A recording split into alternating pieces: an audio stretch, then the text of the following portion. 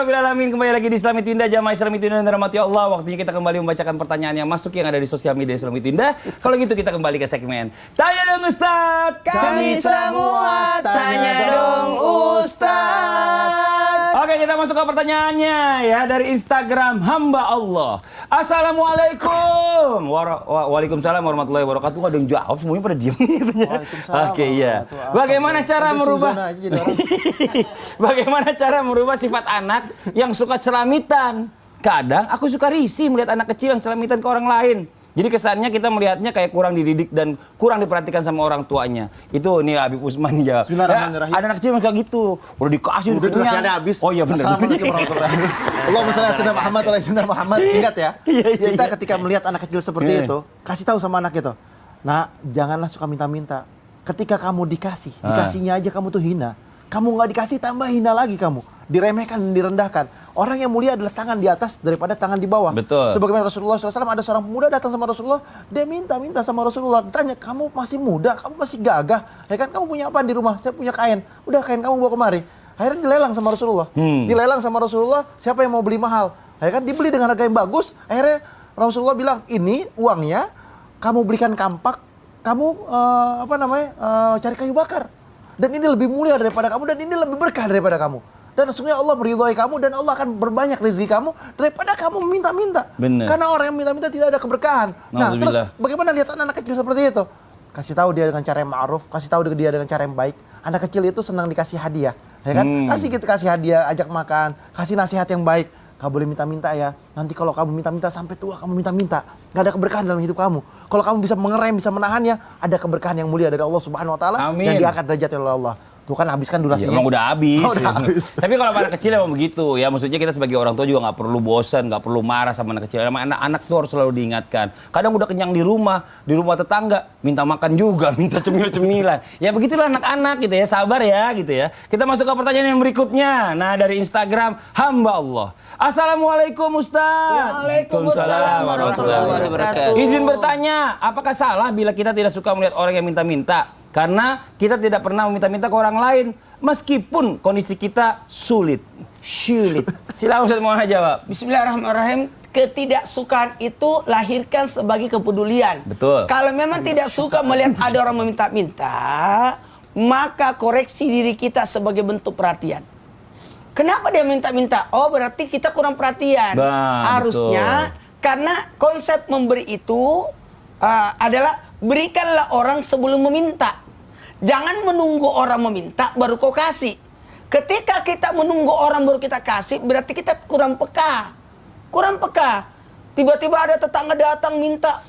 Ada seorang ulama didatangi, diminta-mintaki. Dia kasih kata istrinya, aduh kenapa dikasih? Kasih semua. Aduh gimana? Kata seorang orang soleh ini berkata, ulama ini berkata, "Woi, saya jadi nggak enak.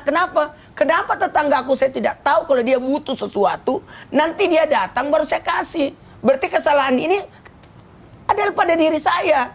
Maka kedepankan sifat kasih sayang.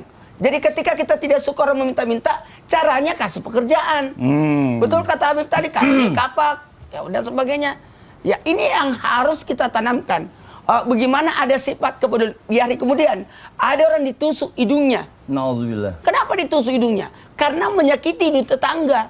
Artinya kurang perhatian. Nabi Yakub alaihissalam buta. Kenapa? Salah satu yang mengatakan alasan kenapa buta selain karena menangisi anaknya, karena pernah tertawa terbahak-bahak karena kekenyangan sementara ada tetangganya kelaparan. Terima kasih banyak Ustadz Maulana udah mengingatkan kita semua nih. Nah sekarang buat jamaah Islam Itu Indah yang ada di rumah, waktunya kita mendengarkan muhasabah, dilanjutkan doa yang dipimpin guru kita Ustadz Syam. Tafadhol Ustadz Syam. Bismillahirrahmanirrahim. Jamaah Islam Itu Indah yang dimuliakan Allah Subhanahu wa taala, bulan Rabiul Awal. Bulan Maulid manusia mulia baginda Nabi sallallahu alaihi wasallam.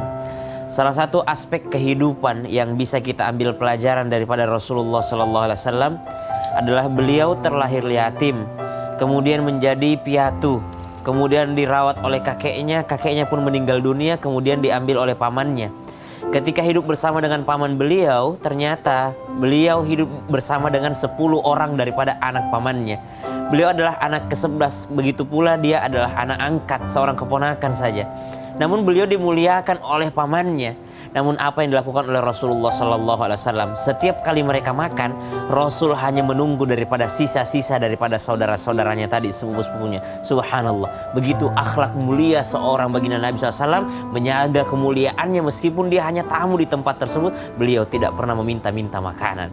Bismillahirrahmanirrahim. Amin, ya Allah. Alhamdulillahirabbil alamin. Amin. Allahumma shalli ala sayyidina Muhammadin nabiyil ummi wa ala alihi wa sahbihi wa sallim. Amin. ربنا تقبل منا إنك أنت السميع العليم وتب علينا إنك أنت التواب الرحيم اللهم اكفنا بحلالك عن حرامك ya Allah, cukupkan kami dengan yang halal sehingga kami tidak mencari yang haram wa aghnina bifadlika amman siwak wa sallallahu ala sayyidina Muhammadin walhamdulillahi rabbil alamin. Amin amin ya rabbal alamin. Masya Allah, alhamdulillah, demikianlah perjumpaan kita hari ini, semoga bermanfaat. Sekali lagi mohon maaf atas segala kekurangan. Wabillahi taufiq wal hidayah. Wassalamualaikum warahmatullahi wabarakatuh. Waalaikumsalam warahmatullahi wabarakatuh. Sallallahu ala Muhammad.